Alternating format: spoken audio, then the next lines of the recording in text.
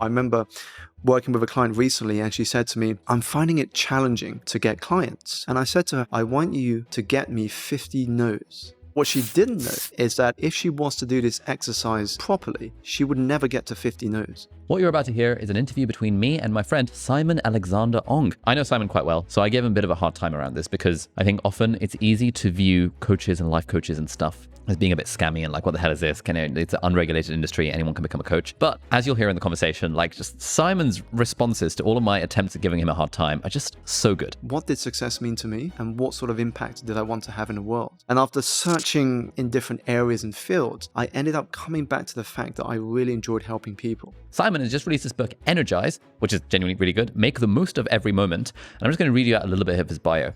Simon Alexander Ong is a personal development entrepreneur, coach, and public speaker. His clients are from all walks of life, but they share one trait. They all believe that the greatest investment you can make is in yourself. The first sale, which few of us actually focus on, is selling ourselves to ourselves. In this conversation, we basically talk about the idea of what it's like to be a personal development entrepreneur and a coach. I went away from the conversation like genuinely so inspired because I was just so impressed by the way Simon responded to all of the issues that I tried to throw at him. So if you could pick 5 to 6 individuals, dead or alive, who could be your counsel, who would they be? I hope you enjoyed this conversation between me and Simon Alexander Ong. At the moment, according to the YouTube analytics, 81% of you who are watching this on YouTube have not yet hit the subscribe button. And so if you're, for example, in the now 81% of people who are watching this on YouTube, but who are not subscribed to the channel, I would love it if you could do so. And it would be awesome to get that number down to 50%. And it would be cool to get like 50-50 sub, non-sub ratio, just for fun. Right, Simon, thank you so much for coming on the podcast. We've known each other for a couple of years now, first through the mastermind that we were on in Zoom and then knowing each other in real life. And one thing that I've always wanted to ask you is around your tagline, like the labels that you introduce yourself with, at least in the book. Simon Alexander Ong is a personal development entrepreneur, coach, and public speaker. And initially I would like, and this would have been like 2 years ago when we first met over Zoom, I wasn't really sure what that meant. And in my mind, like coach was associated with some kind of bullshit artist kind of vibe. Like what even is a professional coach? And over time, personal development entrepreneur, I think that's kind of what I am now. And sort of, am I a bullshit artist? Like what? Yeah. And so I'd love to start with like, how did you end up becoming a coach? What even is a coach? Like how did we get here? I was like yourself, Ali. I didn't know what a coach was in terms of professional coaching. For me, my understanding went as far as sports. If you were going into coaching, you were going to coach a sports team, or you were going to train to go in a field and perform at your best. I didn't know you could have it in the world of professional work. I actually had my first exposure to coaching. I didn't really know it was coaching at the time when I was at university. So while most students went to work at a local retailer or a department store, I actually met a guy called Peter Harrison. He was doing a talk at the London School of Economics, and he had just quit his job at Goldman Sachs to start a career coaching business. He came up to me and said, Simon, I like the way you present yourself, and I like the way that you come across. Would you be interested in teaching students how to get a job in the city? i.e., how can they interview better? How can they present in order to wow the people in the room? And I said, well, how much are you paying? And he offered me good money. And so on the side of studying at university, I started helping students get into university. How much are we talking?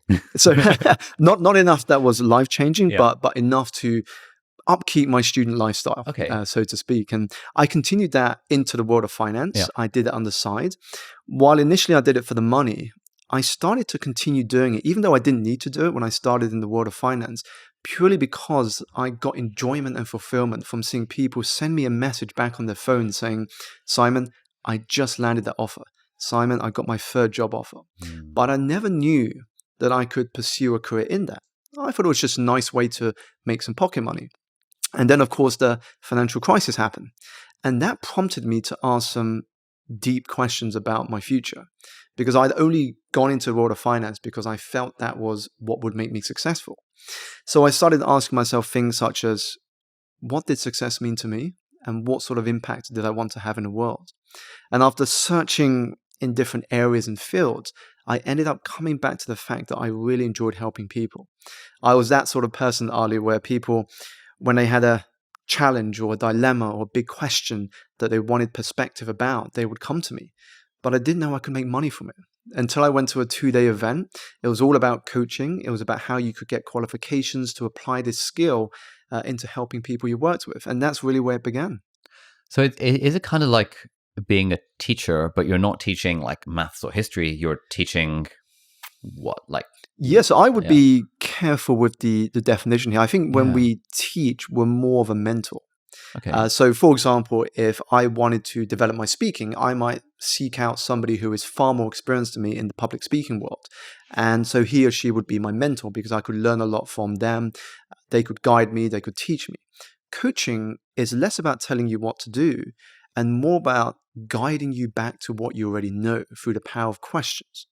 Often we hear the saying that goes, want a better answer, ask a better question. And so coaching is all about asking the right question in the right moment to uncover the path forward for your client. Okay. So who is the sort of person that might have a coach or might hire you as their coach? Sure. So in the past, it was probably exclusively in the domain of C-suite executives, so people at the higher echelons of management. Nowadays, it's become far more accessible. So if we're looking at coaching generally, then it's people who want to move ahead in life, people who have an exciting future in their mind, but they don't quite know how to get there. And they need a bit of challenge. If we are the only one holding us accountable, then likely we can procrastinate. We can move the goalposts. But when there is a coach we're working with, we are challenged to become better than who we were yesterday. And our perspective is questioned. And we're forced to see things from a different perspective. To give an example, I remember working with a client recently, and she said to me, I'm finding it challenging to get clients for my business. And I said to her, how many conversations have you had in the last few weeks? And she said, just a few. And I said, that's where we're going to begin. And my challenge to you is in the next 90 days, I want you to get me 50 no's. Get me 50 no's. That was her challenge. Me as a coach, I was holding her accountable through this challenge. But what she didn't know is that if she was to do this exercise properly, she would never get to 50 no's. Because what happens is that the more we put ourselves out there, the more chances for that yes. And I remember she dropped me a WhatsApp shortly after and said, Simon, I don't think I'm going to get to 50 no's. And part of me was smiling in my head. And I said, tell me why. And she said, I've just got my 6th yes. And so that's part of what coaching is about. It's to believe in the person often before they can believe in themselves. And it is a gift to have someone in your corner like that. How does one find a coach? And for example, know a bunch of people who are like, maybe they've got a job that they don't particularly enjoy, like it's fine, and they're holding it out until the next promotion or whatever.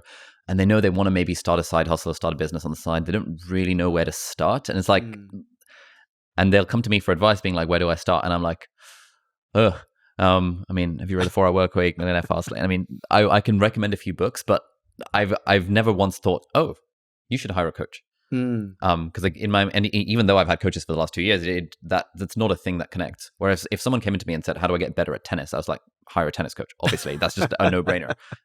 So where does one get started if one might want to find a coach? How does that work? Sure. Well, the great thing about today's environment is that we can find a coach from a multitude of different platforms. So whether it is online, whether it is through a referral, an introduction, or simply hopping onto Google. Now, as with anything, before you invest in a coach, it's important to get a feel for what that person is like. And that's why you should seek out an experience. And that is why when I work with younger coaches who are looking to build their business, I always say the greatest gift you can give people before they sign up to you as a client is to give them an experience of what coaching is about. Because coaching is very hard to explain to someone who has never gone through the experience. And so when you can invite somebody to have a powerful conversation, that's when they walk out of the room and said, I need coaching.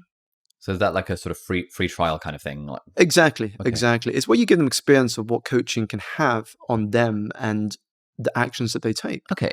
So it's like when I went to the gym and I was like, I'm looking for a personal trainer. They were like, oh, we'll set you up with a free session with one of our guys. And if you like it, you can talk about it. Totally. It's like a trial. I mean, if you look at business in general, nearly every business starts with a trial. If you sign up to an online platform, chances are it'll be the 30-day free trial, and then you're upsold to become a member with a subscription. this is how it works. If you like the experience, what happens is you're more likely to want to invest in it. But it's very difficult if you haven't gone through that. And when I first started building my coaching practice, I just went out to as many events as I could to meet people. And when I heard that they were going for a challenge or there was an opportunity for me to help, I simply said to them, what are you doing next week? Would you be interested in having a powerful conversation together? Powerful conversation. And that's it. Okay, I just stopped it there. And if Yeah. it was a yes, we would then have a meeting at my office and we would just dive deep to really understand what was going in their mind. So is it that like any kind of challenge, or is it like domain specific? Is it like, oh, I'm struggling to generate leads for my business, or my relationship is falling apart, or I'm struggling to make Facebook ads? Like what level of tactical versus abstract are we talking? Sure. So for me, it would always begin at the broad level because unless you can address the broad issues, there's no point focusing on the tactical. Okay. Because you can give someone all the tactical know-how, but if they don't have the baseline energy or the mindset or the resources in place, they're not going to put it into action. You know, we can go into Google, we can go into YouTube, there's all the tactical stuff on there. But the thing is, very few people apply it. Now, there has to be a reason why we don't apply it. And so for me, it's to tackle things at that level, because then everything just flows from that point. Okay. So let's say you were to come up to me at one of these events, and so I'm not going to use myself right now as an example because I think it's potentially unrelatable to both people. But let's say you've come to me at an event, and maybe I am a year into my full-time job as a doctor, and I'm not really sure if it's for me. And you and I are talking, and how would that conversation at the event go? Like, sure. Yeah. So it depends. Chances are, when we meet, guaranteed the first question you will probably ask me, because we don't know each other, would be, Simon, what do you do? Yeah. Now, how I respond to that is by giving what I call a trailer. Okay. So when you go to the cinema, Yep. before you have the main feature film, you have a series of around 5 or 6 trailers. A trailer is very powerful because most of us respond with a title. So I'm an accountant, I'm an engineer, I'm an entrepreneur. Unfortunately, when we respond with a title, humans tend to box that into certain judgments. So if I say I'm an accountant, most people might think I'm boring, or how can I move on to the next person? Why did I get stuck in this conversation? So I would first respond with a trailer, something like, everything I do is to awaken people's imagination of what is truly possible so they can live a better story. Now what happens, or a variant of that, and now what happens is that chances are they get curious. They're like, well, tell me more. Okay. And that is the purpose, because when I deliver a trailer, they now want to watch the full film. So in this case, the film is my product or service. They get interested. Do you not feel like, how did you get okay with just saying that completely sincerely? Like, this is one of the things I like about you. Like, and in the book as well, just a lot of the stuff, like with a cynical glance, could be seen as a bit like woo-woo, especially the whole energy thing. And you're just so sincere about it. Like, were you always like this, or did you have to overcome the cringe response to asking a question of what do you do, rather than saying I'm a coach with the trailer? Sure. I think, to be fair, I've never seen it as cringe, purely because I think that for me, and it's something I share in the book, there's always 2 sales to happen. The second sale is selling ourselves to other people. So whether that is getting investment for your business, selling an idea to your colleagues, or selling yourself and your business. The first sale, which few of us actually focus on, is selling ourselves to ourselves.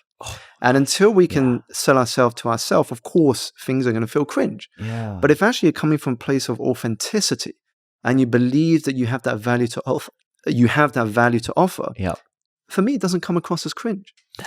And so when I started to speak that, it came from a place of belief. I was inspired actually to talk about trailers in such a way from someone I saw in America on the speaking circuit. And when he was asked, what do you do?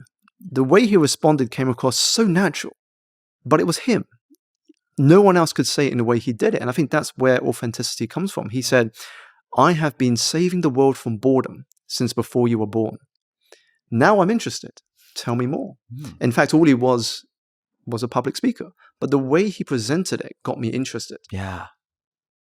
Nice. It's like a title and a thumbnail on a YouTube video almost, where you kind of have to package it in a way that makes people want to click and want to find out more. And some people might be like, oh, it's a bit clickbait. But actually, you want to toe the line between, you want it to be sufficiently intriguing so as to warrant someone's attention. Definitely. Because if you just describe what the thing is about, like, no one's going to care. And we have to embrace that fact. I read in the Guardian a few years ago that the average attention span for a human was 8 seconds. Yeah. What they did is they got people in the room, they gave them tasks, and they would throw distractions their way to see how long it would take before they would stop doing the task and focus on the distraction. And they found that average to be 8 seconds. What was more interesting was the fact that the average attention span for goldfish was 9 seconds. So that tells us two things. On the one hand, is if our attention span is that short, how do we manage our own attention and focus? Secondly, how do we get the attention from other people, whether that is customers, audiences that we're looking to speak to? And that's where some of these things come in handy. The psychology of an audience. How do we engage with people so they want to listen, so they want to ask questions, they want to be curious? Okay, so I'm sure we'll definitely come around to the how do we manage our own attention. But let's go back to this. You and I are at this convention, and I ask you, Simon, what do you do? What's your trailer to that? Sure. So one of the versions I might say is everything I do is to awaken people's imagination of what is truly possible so they can live a better story. Now, once we've gone past the introductions, then I'd be like, oh, okay. Tell me more. What does that mean? Yeah. And so what I do is I continue telling stories because what I've understood is that we're humans, which means we make purchasing decisions not based on facts or figures, but based on emotion. Okay. And so most of us, when they then say, tell me more, how do you do what you do? We jump straight into logistics. Yeah. We go, well, we would meet twice a month. We would look at this. We would meet here. We can do it virtual. People don't care about that. Yes, at the end, that's important. But at this early stage, I jump into more stories. So they might say, how do you do what you do, Simon? Tell me more. I would say something like, well, let me tell you about one of my clients, Emma, who came to me about 6 months ago. Now, when she first approached me, this is where she was at that moment of her life. Now, just yesterday, she got an email from the United Nations inviting her to speak at a conference in Madrid, something she could never imagine that she could achieve in her lifetime. So what's going through their mind now is, wow, Simon, can you do to me what you did to Emma? So what they're doing is they're putting themselves into that story, understanding that the role of a coach is as a guide. It's to unlock their own hero potential. And they see that in the stories that we share. Okay. So at this point, I'm thinking,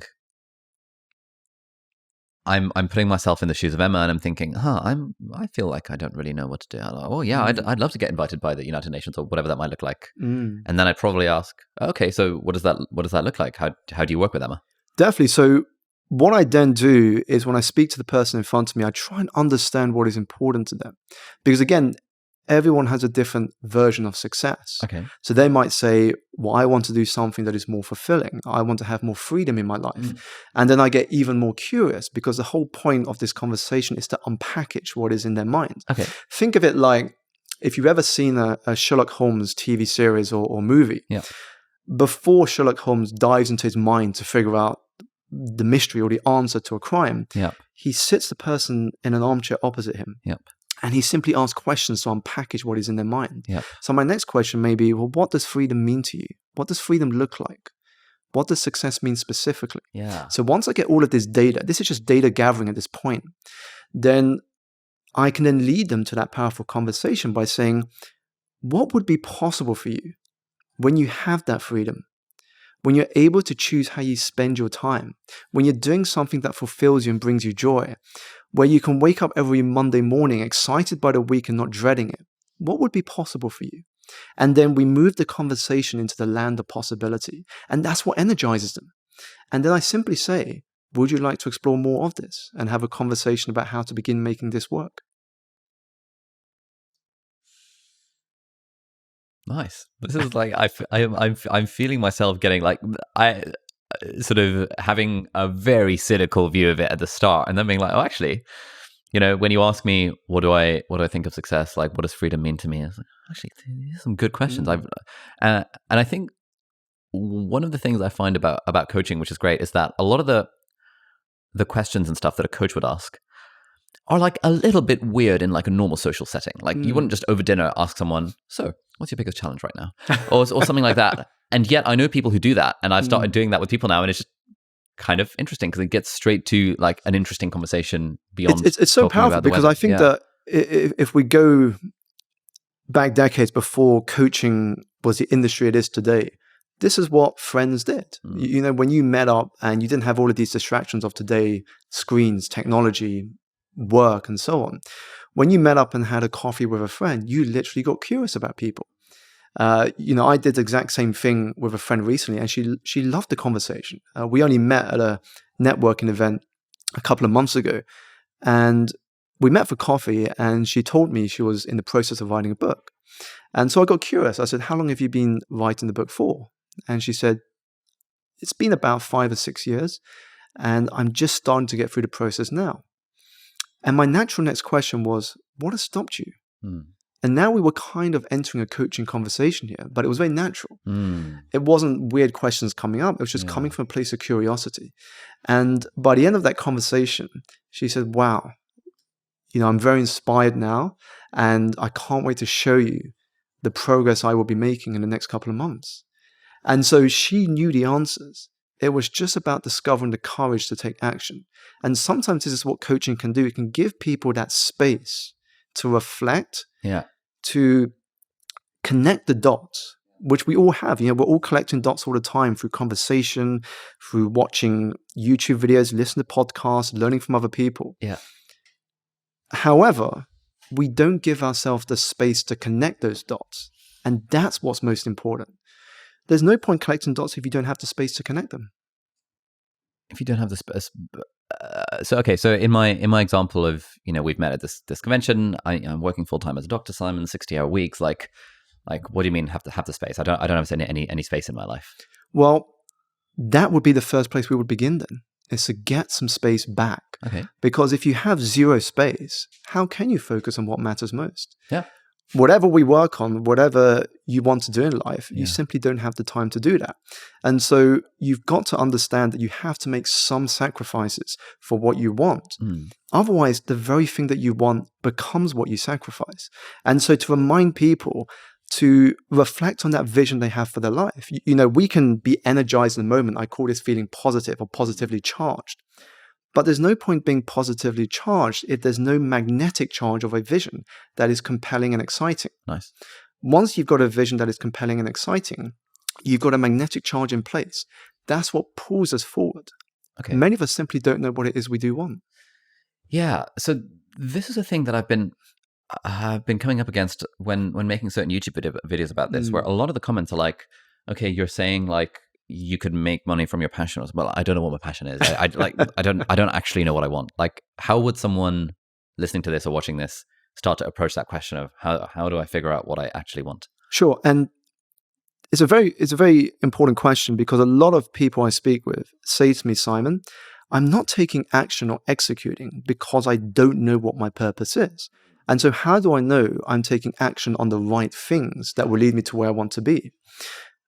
My response to that is, none of us wake up one morning and know exactly what we want to do for the rest of our lives. It would be great if that happens, but it's only in a Hollywood film. Yeah. In reality, what happens is that we get given clues, we get given insights, we get given experiences that nudge us towards where it is that we were meant to be. Now, the best place to begin is, instead of asking yourself, what is my passion and what is my purpose, is to simply ask yourself, what am I most curious about right now? Ooh. Right now, what am I most curious about? Now, here's why it's a powerful question, because asking yourself what my purpose and passion is puts you in the future. But let's be honest, none of us can predict the future. None of us know if the future we want is actually going to manifest. I mean, how many people had the COVID pandemic in their business plans? No one. So bringing it back to the present and asking a softer question, what am I most curious about now, grounds you in the present and allows you to focus on following those truths, those wisdoms that we have inside of us. What do you mean by curious? So I'll give an example. Yeah.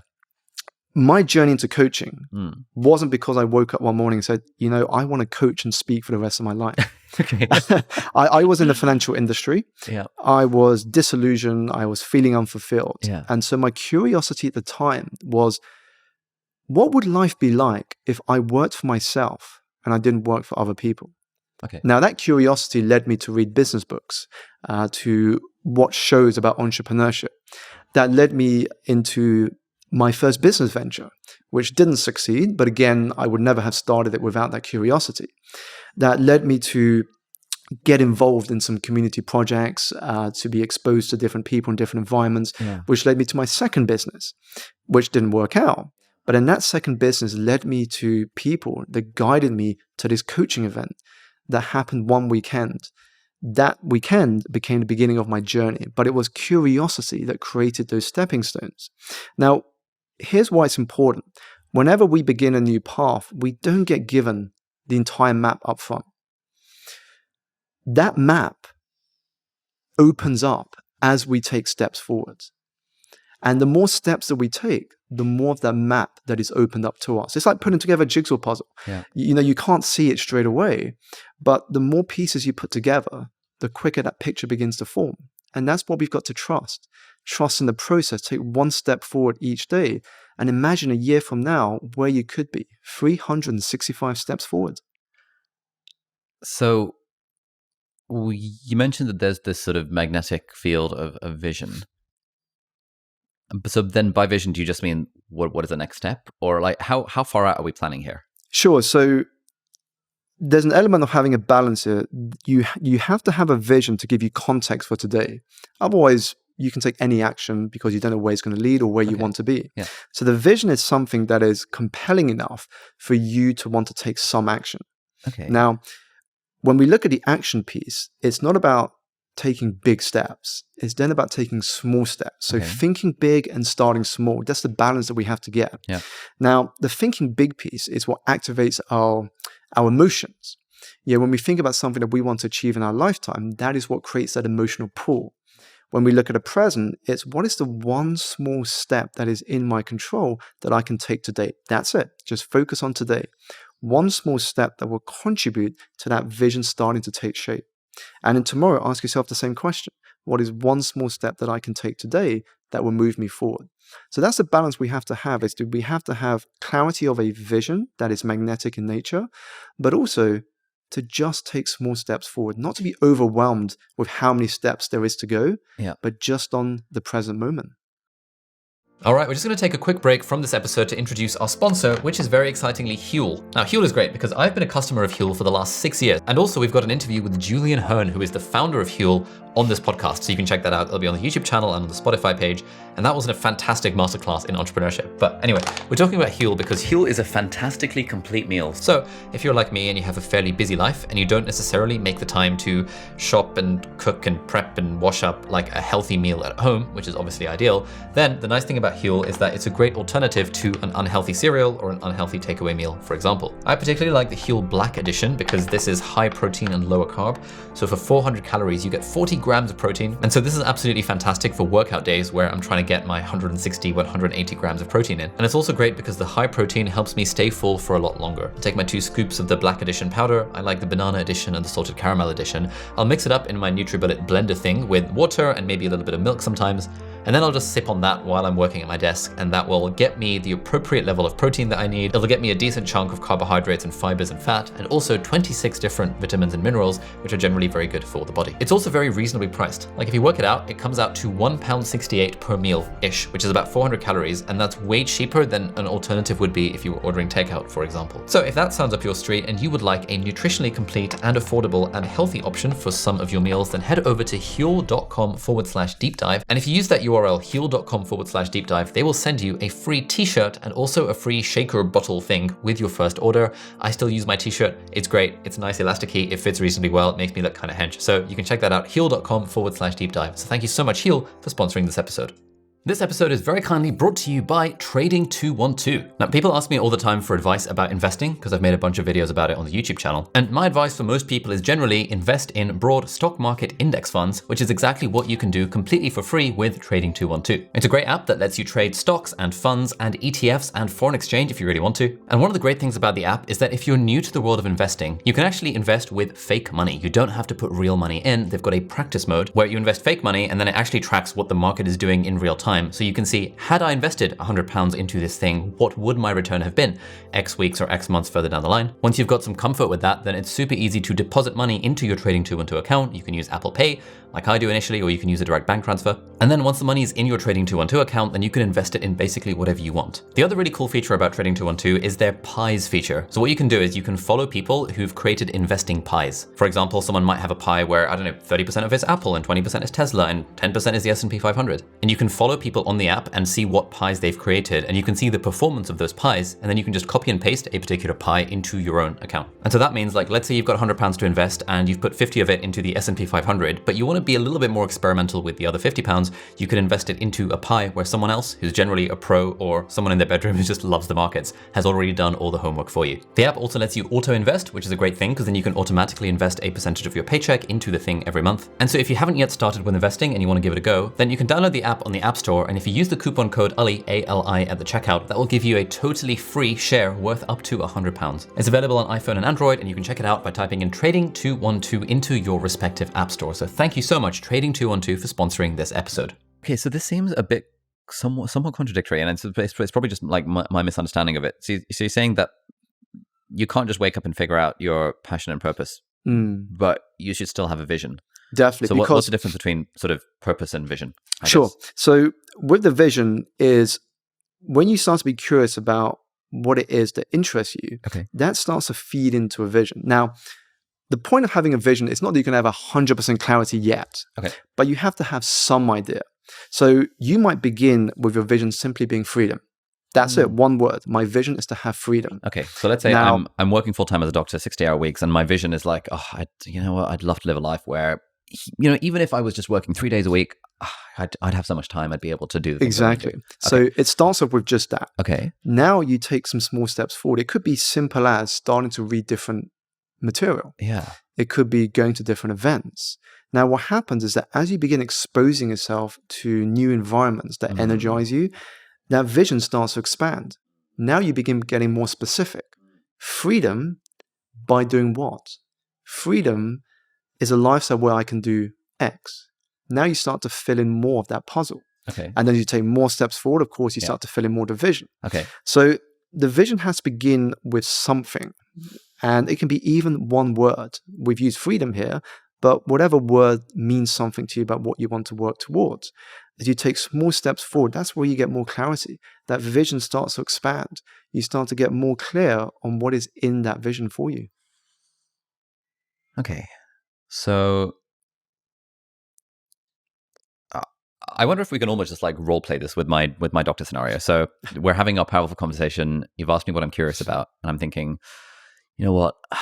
Honestly, I feel like I'm so burnt out from this job. I feel like I used to be curious about things. I was super interested in like learning to play the guitar and getting better at music theory. And I love the idea of maybe starting a podcast one day where I interview people, because I've been listening to the Tim Ferriss show a bit, and I think it's kind of cool. And I listen to it on my commute, but I feel like I don't really have the time to do any of it. So I guess that's what I'm curious about, sort of a little bit of music, a little bit of like the podcast stuff. Sure. But I feel like I just don't really have the space in my life to. Well, my first question to you would be, what is important about starting a podcast? What is important about starting a podcast? I guess for me, I like the idea of learning from interesting people. I feel like the reason I went into medicine partly was this idea of lifelong learning. But now that I'm in it, like, you know, especially at the junior level that I'm at, a lot of it is like following guidelines, and it's honestly not that intellectually stimulating. I know that eventually when I specialize and stuff, it will be, but like, at least right now I feel like I'm an admin monkey doing admin work. And I feel like I'm not really learning anything beyond the first few weeks. So I think that's a really cool way. And when you have a podcast, like, I know that lets you just meet people, because then you can say, do you want to be on my podcast, rather than just, do you want to have a chat? Mm. And so that's why I've kind of vaguely had this idea in the back of my Sure. mind, but I'm not really sure if it'll go anywhere. Mm. And what would life be like if you could focus and prioritize lifelong learning? If I could focus and prioritize lifelong learning, I feel like life would be a lot better. I feel like if I had the time for it in my life, I feel like every week, every month, I'd be, because I like to read a bit when I have the time, and there's always new things that I want to learn more about, and that gives me a lot of fulfillment. How important is it for you to start making steps towards making that a reality on a scale of 1 to 10? Ooh, that's a good question. Honestly, right now it's probably like a 2 because I can't see any way. Like, I know that for the next 2 years, I've got to grind out this foundation training, and maybe at that point, then I'll have time in my life to, if I take a break. But then I know if I take a break, then I'm not going to have a salary coming in, and so I keep on coming up against that barrier of I know I'm in this career path. I know I need the money to pay rent, but like I just don't feel like. I feel like once I have the time, then of course I can do all the lifelong learning. How long have you been saying that to yourself, when I have the time? Honestly, for the last like 8 years, ever since I got into med school, I was like, when I get out, then I'll have time to do this. And now that I'm working, I'm thinking, when I take my break, then I'll have time to do this. So I've been telling myself that for like 8 years at this point. 8 years. I'm curious, if you were to have taken some small steps 8 years ago, where do you think you could be now? Oh, yeah, you got me. Probably living a life that I feel more enthused by, I guess. Although even then, it's hard to say, because like this career path that I'm in feels like it's, I'm on this conveyor belt, and I have to.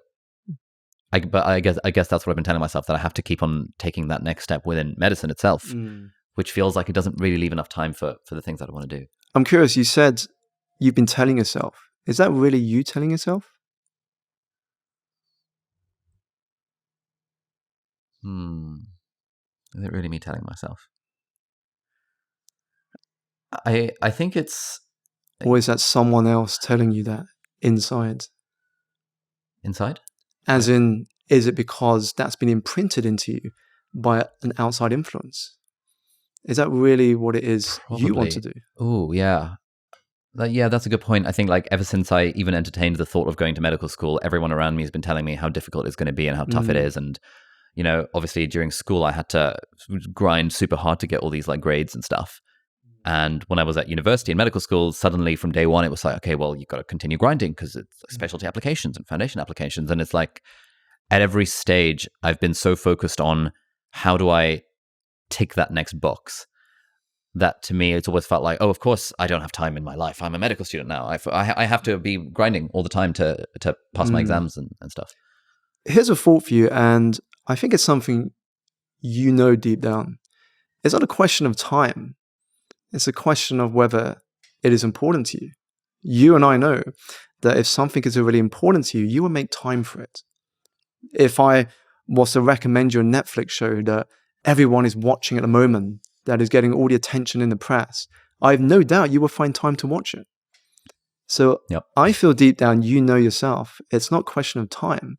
It's a question of importance. How important is it for you to do something that is more fulfilling, to live life for you and not for others? Damn, I've never thought of that. Now that you mention it, it's pretty important. It's pretty important. I would love that for that to be my life. So my challenge to you, and I don't know where this is going to go after this, but let's say we were to touch base in a week from now. Yeah. What would be one thing that you would commit to doing between now and next week, however small, to start making what you've shared with me a reality?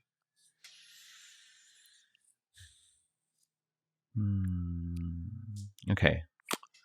I guess I could, like, for example, I like this idea of starting a podcast. I think it would be cool. So I guess I could watch a YouTube video about how to start a podcast and start making a plan of what that could look like? Mm-hmm. I'm noticing the word could a lot. I'm going to rephrase the question again. What will you do between now and next week? I will watch a YouTube video about how to start a podcast, and I will make a plan for what my podcast is going to look like. Great. Let's get specific. Get your calendar out. When exactly will you be blocking out time to watch that YouTube video? Okay, so I've got a shift tomorrow and the day after, but I've only got a half day, on Sunday. So Sunday, finish work at 1 p.m., get home by 2, let's say lunch, 2 to 3. Okay, 3 to 4 p.m. I will make time to watch that YouTube video. Fantastic. And then the second part to what you shared, when will you make plans to move forward? So you said watch YouTube video and then make some plans to make that a reality. When would be a good time to make some plans for you? Good question. So I'm actually free that rest of the afternoon. So 3 to 4 p.m., I'll watch that YouTube video and find a bunch of videos to figure out what the next steps are. And then 4 to 5 p.m., I'll commit to making a plan of what my podcast is going to look like. Amazing. You know what? I can't wait to speak to you again next week and hear how you've got on with watching those YouTube videos and to see what you put together in that plan. Nice. That's so good. How did you learn how to do that? I would love to be able to do that. The thing is, what's the secret? if you've noticed, a lot of coaches when they first start, we're seeking bank of questions. What are the questions I should ask? Which is the right question to ask in the right moment? The truth is, the best question comes in the moment. The best question can only present itself when we listen to what the other person is saying. Because once we begin stepping into that person's world, so what I was doing, if you were noticing, I was data gathering. Yeah. And as I was data gathering, it allowed me to step into your world a bit more, to see the world that you were living in. And so it helped me to understand where to push, where to challenge, but also where to question. And that can only be built through practice. As with any skill, to master something, we've got to practice it. Nice. Okay, so coming back to your, you're working in finance and you were kind of helping people get into jobs in the city. That's fairly analogous to what I was doing in medicine, helping people get into med school. And that was, for me, how I realized, I actually really enjoy teaching. Teaching is kind of fun. It's this cool thing to do. And so you said that you did this 2-day coaching thing. Like what was that like? Sure. So it was run by a company called the Coaching Academy. I went in there, just like yourself earlier, I was a bit skeptical. I went in there thinking, what am I going to really learn in 2 days? The saving grace was the fact that it was free and the only thing that it would cost me was my time. By the end of that weekend, I remember coming home to my wife and I said to her, I want to sign up to this course. It's so exciting. And I can't wait to learn more about how to apply these coaching skills into the lives of other people. And 2 years later, I finished. So I was balancing this alongside a 9-to-5. I finished with 2 qualifications. And then I started to apply that in the conversations that I had with people. And before long, I started to build my coaching practice. And then from there, things started to happen organically. I went from that into speaking, being invited onto Sky News and the BBC to talk about my work. And then more recently, signing a book there with Penguin to write not only about my journey, but what I've learned through the work that I've done with clients and also speaking to audiences from corporate to the public. Nice. One criticism some people have of the coaching industry is that it's unregulated and anyone can just call themselves a coach, and you see these 18-year-old influencers who suddenly become life coaches. Like what's going on in that side of the industry? And I guess you're sort of in it, so you can speak to that. Yeah.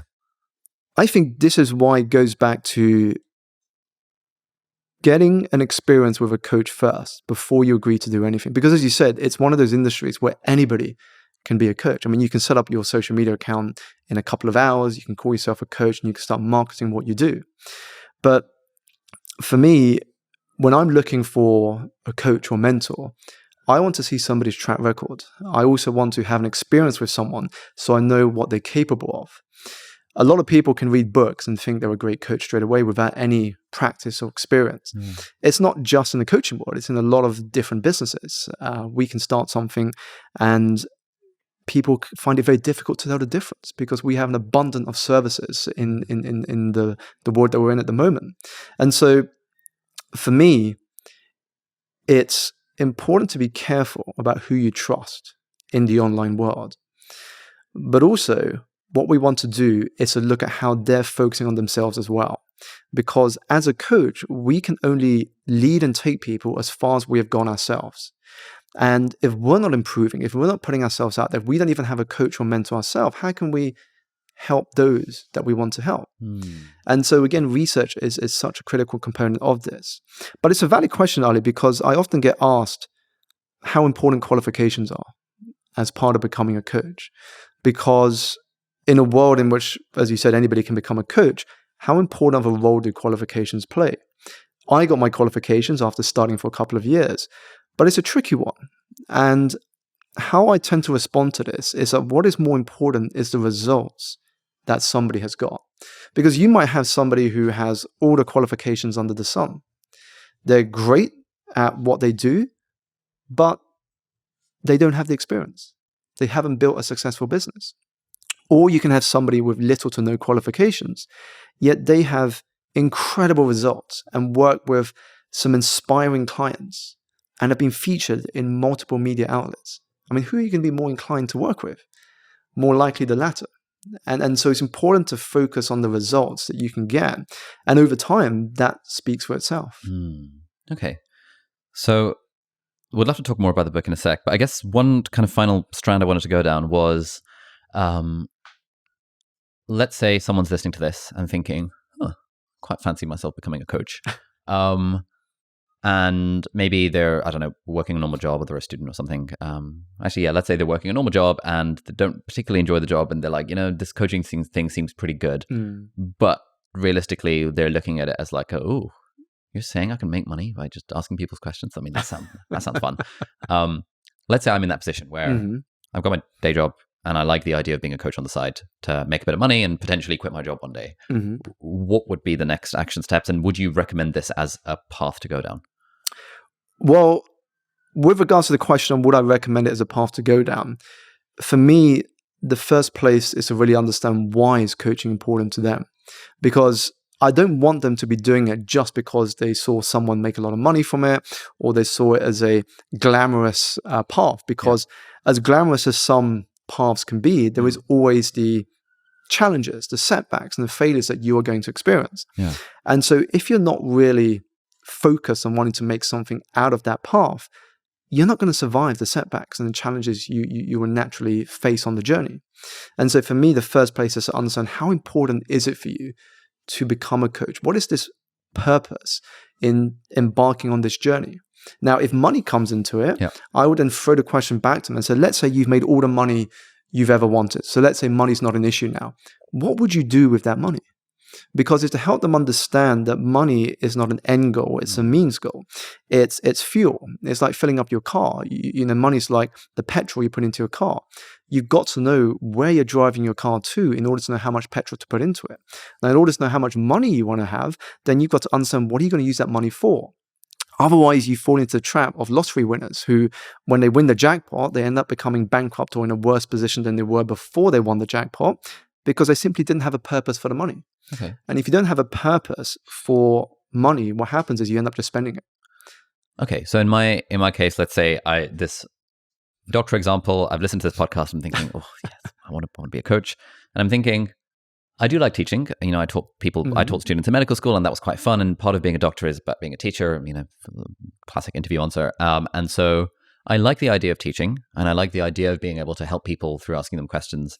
And I thought the questions you asked me to get me started on my podcast were particularly like, oh, that was nice. I feel like I made progress there. But realistically, I'm also thinking, my salary is about 33K right now, working 60 hours a week. Could I make an extra £1,000 or £2,000 a month? Because if I do that, I can potentially save up for a deposit on a house, and then I'll just feel less of a money insecurity. So I'd be combining this vague interest that I have in like, I think I enjoy teaching. I want to make money. I've thought this coach stuff sounds pretty interesting. And in my mind, I'm also thinking realistically that, are you saying that I just need a few clients who'll pay me some money? I mean, like starting a podcast feels really hard. Like, there's no way it's going to get big. Like, it's like trying to be a musician or something. It's basically never going to work. But could I possibly make £1,000 or £2,000 a month by being a coach? So those would be the motivations floating around. For me, the first two areas that I would explore in my questions would be one, space, and second, focus. So what I mean by space is, well, let's look at your week. how much space in your diary do you currently have, and how much would you need to actually give this some proper dedication? So I would look at your week and say, okay, what can you eliminate or what can you reduce to give yourself some more oxygen and space to explore this interest of yours? Okay. Now, once we've got that in place, the next part is to actually get some focus. And I think it was Cal Newport that first talked about focus being today's IQ. He said that in the past, we would measure people's IQ by how much they knew. Yeah. Nowadays, when you and I can go into Google, we can ask Amazon Alexa and get an answer within seconds. It's not about how much you know now. It's about your ability to focus. And so the next question I would ask is, how will you know that with the space you have over the next 7 days, it will have been a productive week? And so it's beginning with the end in mind. Yeah. So now what we're doing is we're bringing a bit of focus into the space that we've created.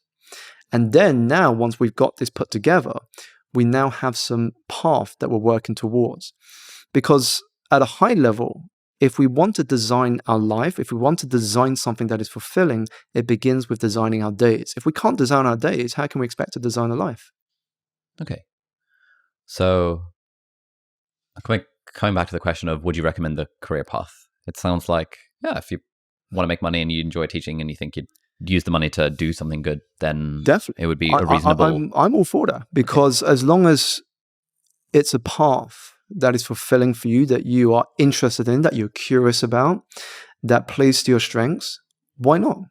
But also not to be attached to the outcome of it. I went to Kyoto in Japan, and there was a beautiful English statement at one of the temples, and it read, "Be attached to no outcome and open to everything."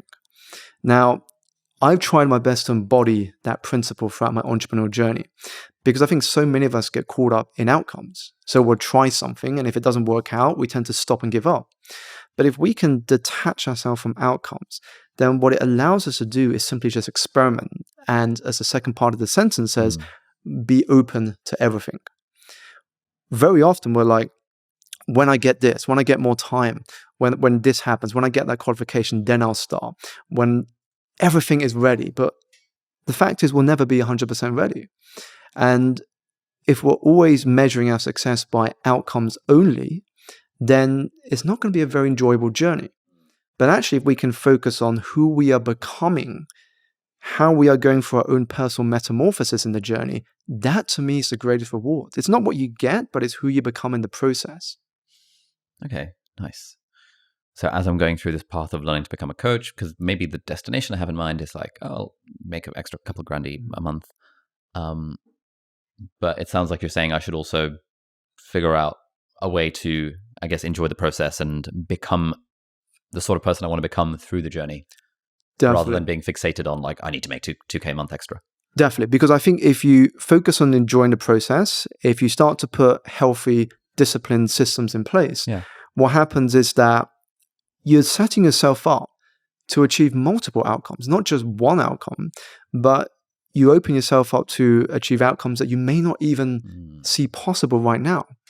I mean, if you speak to anyone who's committed to a journey, and I use the word committed purposefully, anyone who's committed to a journey and played full out and has been open to everything, they've often got more than they bargained for. They may have thought at the beginning, it'll be great if I get X. And then once they're committed to the journey, they suddenly got more than just X. And now X becomes small compared to everything else they're achieving. And so that's why it's important to actually enjoy the process, because when we do that, the rewards will eventually come. I love it. Yeah, like this is something that I say a lot in our YouTuber Academy, in our course, where there is one view that like, oh, you got to grind out YouTube for the next 2 years, and then only then will you have success. And that is true. But like my model has always been that find a way to enjoy the journey, because like you're so unlikely to get a measurable successful outcome in a small amount of time. And if you're wedded to that, then you know those are the sorts of people that burn out within like a couple of weeks or months, as realize, oh, this YouTube thing is hard and it's not getting any results. But I think what I did well in the early days was not be attached to an outcome. Just focus on the process, focus on the things that I can control, 1 or 2 videos a week, and focus on making it fun for myself and have a little bit of improvement, which was inherently enjoyable and energizing. And then it almost didn't matter what the outcome was or what the numbers were, because I knew that my life was being enriched by the journey. I love that, Ali, and I can personally resonate with that, because if I look back at the progress I've made, I never planned to be a speaker. I never planned to write a book. Yeah. But it just shows that you get more than you bargain for when you commit to the journey. So when I left employment, it was just simple. Build a healthy, thriving coaching practice. That was all I was focused on doing. But as I started to do that, and I was playing with my systems, I was building a learning mindset, I was hiring mentors and coaches, before long, people said, Simon, you should speak at this event. And then, oh, Simon, can we interview you for this media outlet? Simon, have you thought about writing a book? And so what happens is that when you show up at a certain vibrational frequency, what happens is you begin to attract things into your life that feel dreamlike sometimes. And that for me is why the journey is so enjoyable, why the journey has to be fun. Because what happens is that's where the magic is. What do you mean by show up at a certain vibrational frequency? Sure. So what I mean by that is that when you show up in the world, so whether it's in a conversation, whether it's an event, whether it's how you deliver your business, when you vibrate at a certain way. Now, what I mean by this is that you show up with a certain energy. Yeah. And the best way to describe this is that if you were going to an event to hear someone speak or to network with people, you might say to your friends, I really liked this person. I can't explain why, but there's something about that person I really like. That's what we're talking about when we say energy. It's a language that has no words, but you and I can feel it. It's like when you go to a networking event and you're deciding, who do I speak to? Who do I introduce myself to? If two people come up to you, you're naturally drawn to one over the other. Yeah. Now, you can't explain it. You might just say, there's just something about him or her. And that's what I'm talking about vibration, frequency, and energy.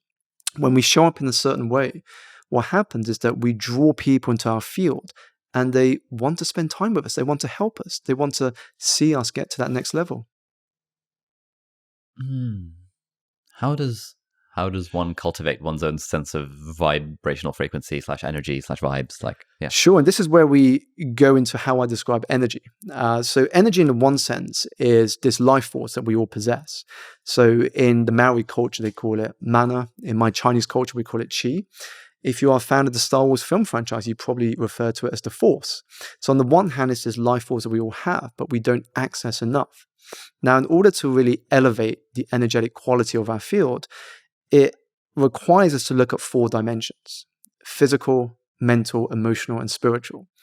We, as a society, tend to only focus on the physical. Get more sleep, get more rest, move your body, feed yourself right. Yeah.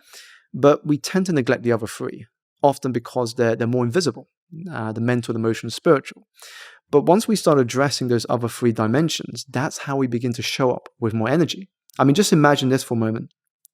With regards to spiritual energy, you are doing something that is aligned to who you are, that allows you to express your strengths, and you feel that you're in flow most of the time. That's what we call high in spiritual energy. Low in spiritual energy is where the work that you're doing is not aligned to the work that you want to do. And that's where we have some tension that exists inside of us. And some of us may relate to this. You go into work on a Monday morning, there's this tension because you're doing work where you feel you're trapped, or you're not able to express some of those skills that are still dormant inside of you for so long. Emotional energy is how you respond to what happens in the external world, but also how you relate to yourself and others. Now, when we can understand the way we relate to ourselves and others, and we can respond in a healthy way, that's where we begin bending and shaping our reality into one that is working for us and not against us. In the book earlier, I introduced this word to the audience. I say that we all know about the word paranoia. That is the feeling that somebody's out to sabotage me. I am not getting that promotion because somebody's trying to put me down or spread gossip. Why is it always me that I fail and that I can't get the success that other people are getting? The word I introduce people to is pronoia. Pronoia is this belief that the universe is conspiring in your favor, that life is working for you and not against you. And the question I give to my audience is, imagine where life could be if you embraced pronoia, where every setback and challenge was meant to exist, to give you a lesson, to serve you in some way. So this is all about emotional energy. Mental energy is then our ability to focus and access our creativity, which we all have. We're born innately creative. So once we have the ability to focus on what is most important and access our creativity, we operate at a far higher energetic level. So once we begin focusing on these dimensions, that's what I mean by showing up with more energy. And so the kind of vibe that someone would have if they have their physical, mental, emotional, and spiritual energy like aligned or in check or whatever, will naturally create some sort of X factor that makes you feel drawn to them as a person. To be like, Definitely. This person seems cool. Definitely. I mean, even if we look at this quote, and it's just popped into my head, Ali, by Maya Angelou. She said, when people hear you, they may forget who you are. They may forget what you say, but they will never forget how you made them feel. And that is talking to energy. Because when we walk out of a room and we've heard someone connect with us at an emotional level, we never forget that experience. So how does the book come into this? Like, what is the book about? So the book taps into what I shared about energy within those 4 dimensions. It's about how we can transform the way we live and work by transforming our relationship with energy. And so it's also a journey of my own, from the world of finance to what I do today, but also what I've learned from working with my clients, observing success stories around me, and the lessons that I've acquired along the way. And it's a stark reminder to people reading it that when we embrace that eternal student mindset, we begin to open our field to over 1 billion teachers around the world, that every person has a story to share and lessons to tell. And if we're humble enough to operate from that perspective, life can be so enjoyable. I mean, we're learning machines. We fully embrace that white belt mentality, and we become aware that there is so much that is possible. Okay. So let's take things back to my junior doctor example, and I've got my thing in the calendar to do the podcast, or maybe I'm sort of thinking, oh, this coach thing sounds kind of cool. As you describe the energy thing, I'm thinking, yeah, I feel like I'm probably low on spiritual energy because the thing that I'm doing in my day job feels like there's this tension between what I think I want and what I think my strengths are, i.e. learning and teaching and stuff, and like what I'm actually doing, i.e. being an admin monkey broadly. I think physical health wise, probably don't get enough sleep. Probably, because I eat takeaway on the way home from work from the McDonald's drive-through. I don't take my health very seriously. That's actually what I used to do back in the day. Mental, yeah, I think I can focus reasonably well, and emotional, I think I respond to people reasonably well. But I guess I can see a big gap in physical and spiritual. Is that how? Yeah, so that would be a good place to start, because awareness is the most important place to start. I often say that we can't have self-development without self-awareness, because you can't change what you're not aware of. And so once we've got an idea within those 4 dimensions, well, what is giving me energy? What is draining me of energy? Then the next thing I would say is, then, given what you shared with me that you would like to do or what could be improved, if you were to pick just one of the things that you shared with me, which one of those things that, if you were to give attention to it, would have the greatest impact on all the other areas for you? I mean, I think if I could magically make my job feel more in alignment with myself, then that would have a big knock-on effect. But I feel like I'm kind of stuck in this job for the next, at least for the next 2 years. So that almost seems like a non-starter, unless there's something I can do to change that. So what is in your control that you can do? I mean, I can definitely stop eating takeaway from the McDonald's drive-thru every day. I can definitely take my sleep a bit more seriously. Go to bed, because I know I have to wake up early to get to work at like 6 a.m. But that means it is in my control to sleep at 10 and get 8 hours of sleep, rather than to take my phone into bed with me and like scroll Twitter for an hour and then feel like bleary-eyed the next morning. Yeah, that's definitely in my control. So when will you begin sleeping at that time, so you can wake up less bleary-eyed and not scrolling on your phones and waking up with low energy? You know what? Tonight, I'm going to do it. I'm going to sleep at 10 because I know I have to wake up at 6 tomorrow. Fantastic. Well, let's touch base some more, and I look forward to hearing how much energy you have when you wake up with a full night's sleep. Nice. It all comes together. Yeah, I think this is great. Like, I find that even with so much of coaching is Just like asking the questions and just providing a little bit of a prod of accountability. Yeah. And people kind of know what the answer is. Like we all do. Yeah. And the thing is, we know what the answers are deep inside of us. But for whatever reason, and it's different for each of us, we're afraid to take the steps forward. And sometimes it's just putting things in a new perspective, shifting our mind in a certain way to get those aha moments that will be the prod, as you say, for us to take action. Okay. Talking of skepticism, I remember I was invited to a company over in Canary Wharf to do a talk. And at the end of the event, one of these managers comes up to me. And, these managers didn't have to come. They just kind of went along because it was hosted in the building. And he said to me, "Simon, what you said makes a lot of sense. I can hear what you're saying. But why is it important? Why should I listen to what you shared? What is the incentive for me to apply this to my daily life?" And the question I asked him forced him to pause and to reflect. And that's one of the purpose behind good questions. I simply said to him, "When was the last time you felt truly happy?" And he had to pause, because it's a sort of question we don't really reflect on often. And he paused because he had to think about that question a lot, which told me a lot of things. First thing it told me is that maybe he wasn't happy right now. The fact that he had to go and think about it. And he said, "You know what, Simon, it's interesting, that question. I'm just realizing as you asked me that question, some of the cars I've bought, some of the investments I've made, they've been great for a while, but I don't think they really make me happy." And the question is quite challenging because I think it's been a long while since I have felt truly happy. And literally the question I asked next, it was as simple as, what does that tell you?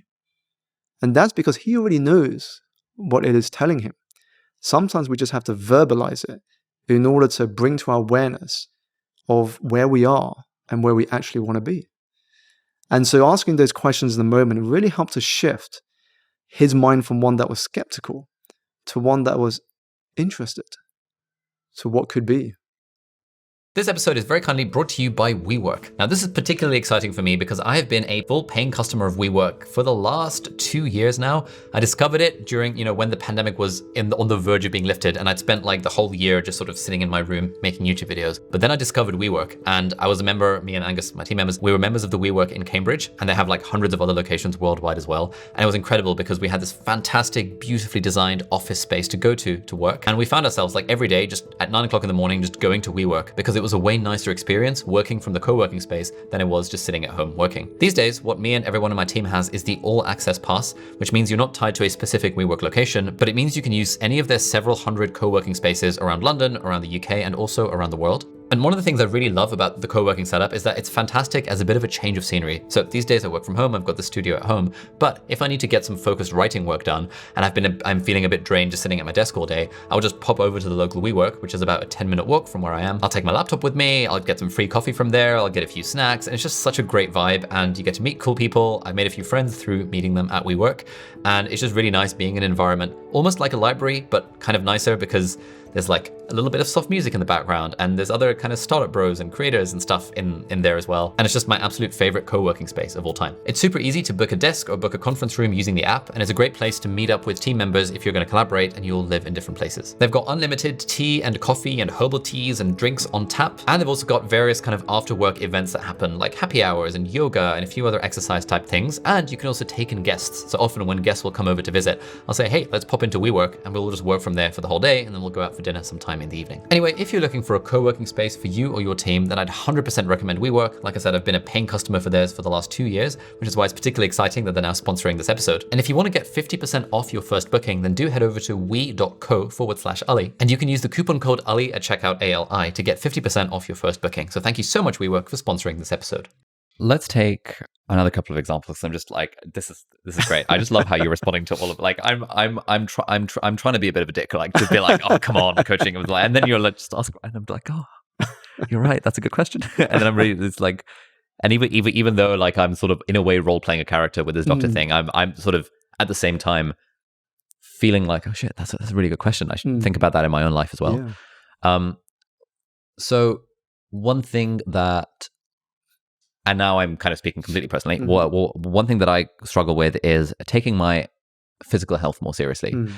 In my mind, I have this idea of like, oh, it'd be cool to be a bit more ripped. It'd be cool to get maybe 6-pack abs, but like, I end up eating takeaway quite a lot, and I think my health at the moment is like fine. Like it could be better, but it's like fine, and I'm not sure how much I care about the 6-pack abs versus. But like I know that like I should care about my physical health, and how would. Yeah, well, first of all, based on what you showed, Ali, if it's only for the 6-pack abs and the muscle look, that's not going to be sufficient. Okay. You and I probably know that's not going to be sufficient enough motivation to keep you consistent. Okay. Because everybody that starts their New Year's resolution with, I want to get fitter, I want to lose weight, I want to get 6-pack abs, you know what happens. You know, they sign up to the gym 3-4 months later, they're using it far less than they ever did. And by the time we get to September, October, they may be using it once a week, twice a week, if that. And so we stop being consistent. Because what we know at a high level is that there's no such thing as overnight success. There's only over time success. And so in order to play the long game and be consistent in having that healthy habit, we've got to have a purpose for it. And this is tied in with the concept of living with intention. What is your purpose to get fit? Why is it important to have a healthy lifestyle? Now, until you have a reason to have a healthy lifestyle, you're not going to maintain that consistency. So for me, at the beginning, just to give you some background on how I've maintained my healthy lifestyle, at the beginning, it was simply because I knew I was going to get married in about 10 months, and I had just ordered a tailor-made suit. And I could lose weight, but I couldn't gain weight. Otherwise, I would have to buy another suit. And so that was my initial purpose, was that if I embraced a healthy lifestyle, I could fit in the suit and I wouldn't have to worry about getting another one. Now, once I started to get into the routine after the wedding, it just became part of my lifestyle. And then another motivation kicked in later when I became a parent, is that I then wanted to live a long life so I could see my child grow up, go to school, go to college, experience life, go through their own personal development. And in order to do that, suddenly living a healthy life became a core to living a long life. And also because bringing to the mix the fact that I lost my mum when I was 17, that showed me how fragile life was. And I didn't want something that was in my control, i.e. physical health, to be a factor why I could not live a long life. If it's in my control, I wanted to make sure that I could address it to the best of my ability. And now that became a purpose for living a healthy lifestyle, so that I could live a long life with my wife and I could be there for my children when they grow up. That became something powerful enough to make going to the gym, going running outside, going swimming, tiny in comparison to the rewards that I would get. So is it about like essentially maxing out our motivation to want to do the thing? It's to have a reason to do it. Okay. If you don't have a sufficient reason to do something, you're not going to keep it up. And you have to have a reason to do something. The more important the reason and the more personal the reason, the more you're going to keep at it.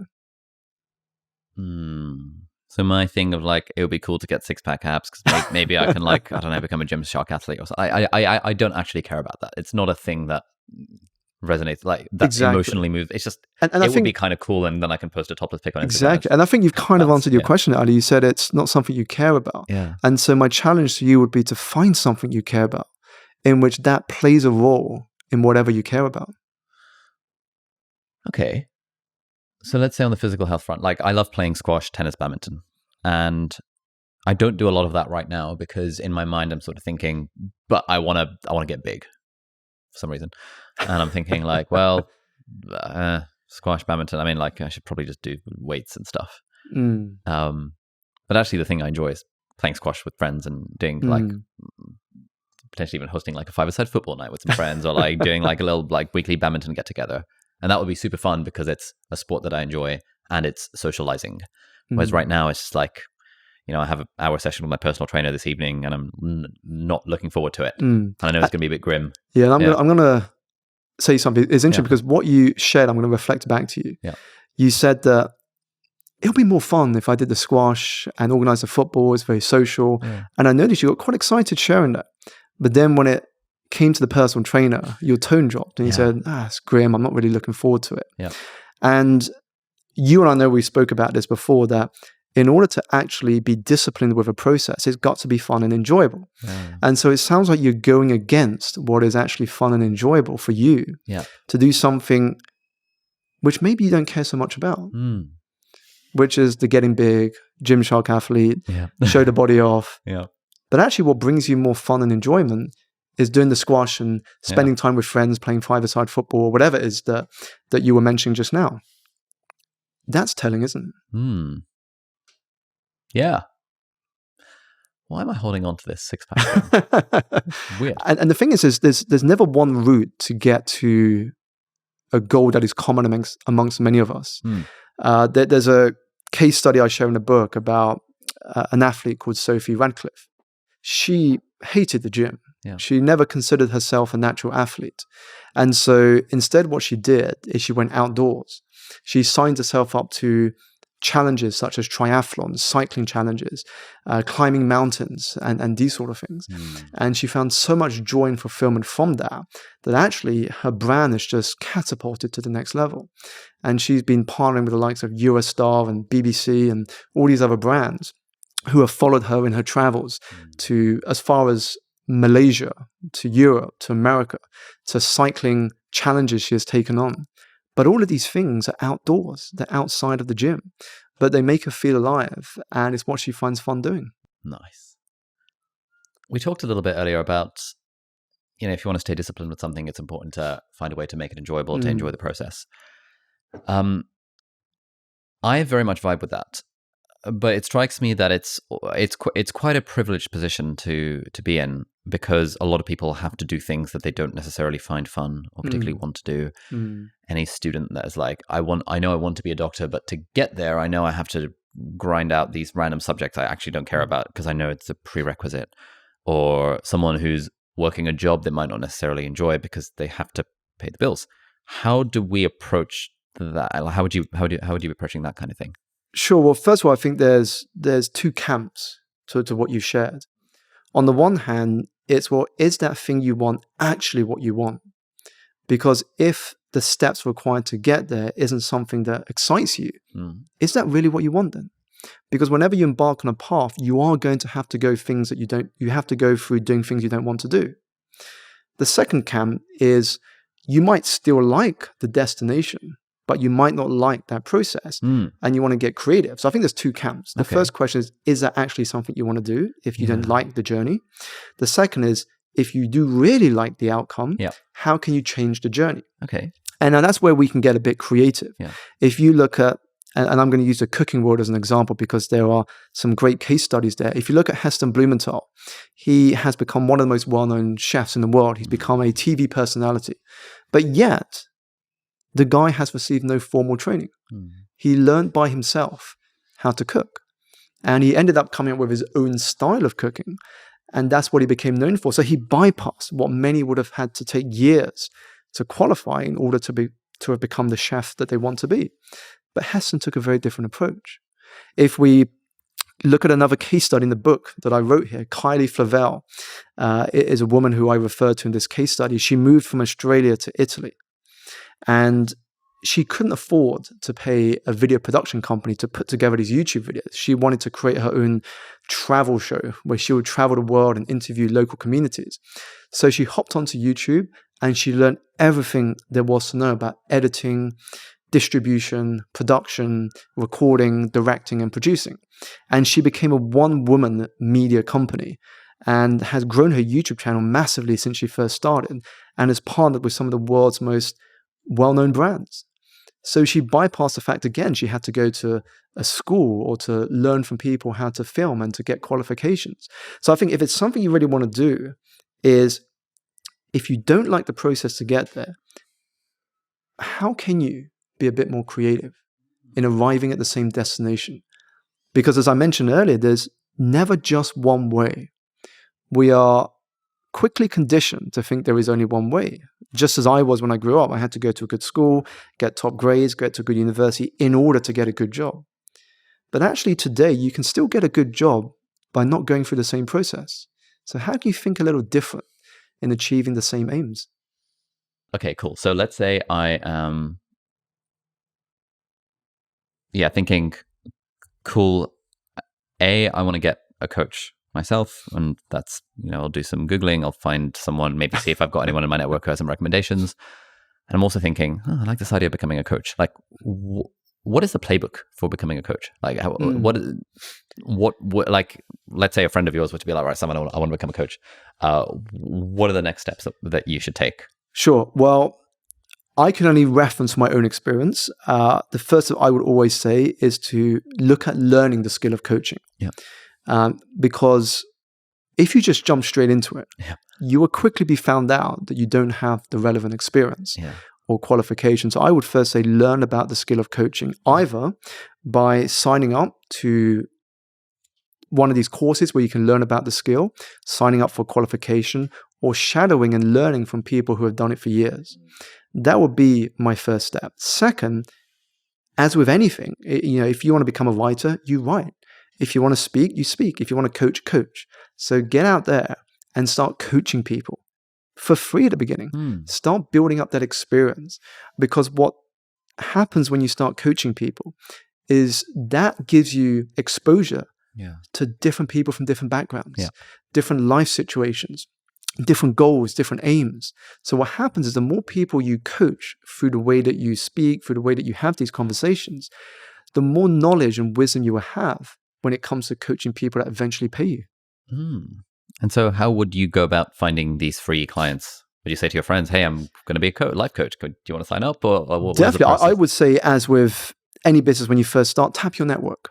Tap your network at the beginning. When I first started, I just reached out to a few trusted friends and said, I am looking to start my coaching business soon. And in order to build that experience, I'm looking for 3 people who would like to be coached by me for the next 6 months at 0 cost in exchange for a testimonial and feedback. That's exactly how I started. Now, people love things for free, especially when they can get to experience something they've not been exposed to before. That's exactly how I started. And if it didn't go well, nothing to lose. They haven't paid me. This is not public. This is a very private conversation.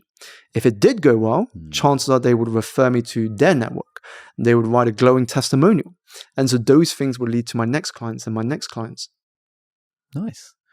And I guess, so the other day I met someone who recognized me in the station, and she said that she'd been in medicine for 14 years and was leaving to become a coach and was doing a coaching qualification. And we grabbed breakfast a couple of days later, and she was doing a lot of was doing a qualification, and therefore through that found a bunch of free people that she was coaching.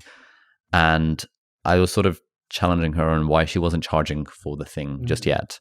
She said, I need to wait another 6 months until my qualification finishes. I was like, okay, cool. What then? And then she was like, oh, well, then I need to build my brand, set up my website, like, organic marketing, content marketing, etc. I was like, what's stopping you from trying to make the sale, from charging the money? And then there was a lot of like emotional barriers around like the fear of charging money for a thing. How did you get over, like, what was your experience of dealing with, like, because anytime someone sells something, especially selling a service, something that feels as personal as coaching, it always feels like there's a bit of like a response to the selling of the thing. Again, I think when we have a bit of tension inside when we're selling something, my experience tells me is that because you don't believe in it enough. You don't believe in what you have to offer enough. If you really believe that what you are offering, whether it's a product or whether it is a service, has value to the person's life, it is easy to sell. It is easy to sell because you're coming from a place of, I know this can have an impact on your life. I know that if we were to work together, I don't know what the outcomes will be, but I know you will be in a very different place 12 months from now. Now, if you truly believe that, it comes across. The selling becomes easy. Now, of course, it is challenging at the beginning. When I had the opportunity to meet my first CEO client of a major business, I had imposter syndrome. I was like, am I ready to work with someone at that level? And then I realized that in order to show up and serve them in a powerful way, I had to act in the present as the person that I wanted to be tomorrow. And that really helped to build that belief, to see that I was ready for what was coming, but also I was ready to have those conversations. Yeah, it strikes me that this thing of not believing in your own product almost is again, just to use the YouTube example, is an issue I see with a lot of YouTuber friends, and I have this a lot myself sometimes, which is where there's a bit of internal tension around making a video because like, oh, is this video actually good enough? I'm not sure if this is actually going to be valuable. But what I find, as Austin Kleon writes about, is that what's like usually we are our own worst critics, and the bar that we have for something that we put out is generally different to the bar that the audience has. And I could put out something that I potentially think is bad, but could actually be really helpful to 10,000 people. Yeah. Possibly not 10 million people, but hey, whatever. But at least 10,000 people would find it useful. And so in that sense, what do you think is this balance between that internal feeling that I might have of like, my product isn't good enough, I feel a bit weird about it, versus the fact that even in its bad state, it could well be quite useful to someone? And it goes back to this idea of being attached to the outcome and open to everything. It's that when we're detached from the outcome, but just focus on the process, we get the first video out, then we simply step back and we ask ourselves, one, what went well? And two, what could be better next time? And then we do the next video, ask ourselves the same question, do the next video, ask ourselves the same question. So what we're focusing on is less the outcome from each video, but more the improvement from video to video. Yeah. And that's what's most important, because as you said, you can put out what you think is a bit of bad content, but actually people lap it up. You could put out a bit of good content that you think should do really well, but just doesn't do as great as you think. And it's the same thing with my book. I wrote this book and there's parts of the book I think are really good that people are going to really enjoy, and parts that I think are not as good as some other parts. But when the book is out in the open, I suddenly get feedback, and I'm seeing some people highlighting pages that I felt weren't as good as I thought it was, and suddenly they found it really good. And so I think it shows us that you can't always predict people's feedback and opinion and views before you put a piece of content out. And it is why, again, the process is so important. Focus on the improvement rather than the quality of every video. Because if you let quality be your benchmark, especially when you're just starting, you're going to give up. You can say, I don't have this camera, I don't have these resources, I don't have this team. Well, of course, nobody had that when they first started, but you've got to start somewhere. I love that. Yeah. I had a moment it was in one of our YouTuber Academy cohorts where someone said, like, they'd bought the most expensive package, and they were like, oh, I just want to say you've really changed my life. That video that he put out on how to beat imposter syndrome, that video really resonated with me. And I was so surprised because that was one of the worst performing videos on the channel. I was like, what? And she was like, yeah, it's because of that video that I started my YouTube channel, and I, got a promotion at work because I realized that I could beat imposter syndrome this way, and that's why I've signed up to your course. And I was just like completely floored because in my mind that was a dud video. It was awful. Well, it's funny because you mentioned an Austin Kleon quote earlier, and another Austin Kleon quote just came up in my head, which is, we find our voice by using our voice. And that is the process of iteration. The more you use your voice, the more you can find what your voice is. You're not going to find it by overthinking on the sidelines to the point of it being too curated that you've kind of lost your voice in it. Yeah. You've just got to, as Seth Godin says, ship it. Just keep shipping. Eventually you find out what your voice is. I love it. Simon, thank you so much. This has been absolutely wonderful. I feel like I came into this thinking like, okay, right, this coaching thing is surely like, and it's weird because like I've had coaches basically nonstop for the last like 3 years, and it's been one of the most freaking incredible ROI positive investments of my life. And actually, like 3 days ago, started working with the most expensive coach I've ever worked with is like a CEO coach, and immediately in like session number 1, it just made so many breakthroughs. And he wasn't even telling me much. He was just asking the right questions. Just like somehow it's so incredibly valuable. And even though I was trying to give you a hard time, I just thought the way you responded to everything was just so great. And you have this such like warm and like Zen energy about you. It's just like unflappable, just chill. And it's just like asking such good questions that really strike at, oh my God, yeah, you're right. That's so true. So thank you so much for being so gracious with your time. Thank you so much for having me, Ali. Any final asks for the audience, anyone who might be watching or listening to this? A final thought, and it's one that I share in chapter 2 of my book, which is in April 2020, my wife and I gave birth to our first child just a few days after the country went into its first lockdown. And that process reminded me of something that we so often forget, which is that we are all a miracle.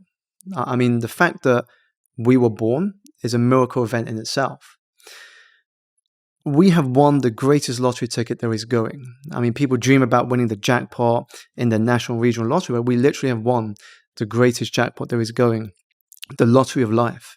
And the question I'd love to leave the audience with is this: what are you going to do with that winning ticket of yours? I love it. Simon, thank you so much. Thank you. All right, so that's it for this week's episode of Deep Dive. Thank you so much for watching or listening. All the links and resources that we mentioned in the podcast are going to be linked down in the video description or in the show notes, depending on where you're watching or listening to this. If you're listening to this on a podcast platform, then do please leave us a review on the iTunes store. It really helps other people discover the podcast. Or if you're watching this in full HD or 4K on YouTube, then you can leave a comment down below and ask any questions or any insights or any thoughts about the episode. That would be awesome. And if you enjoyed this episode, you might like to check out this episode here as well, which links in with some of the stuff that we talked about in the episode. So thanks for watching. Do hit the subscribe button if you aren't already, and I'll see you next time. Bye-bye.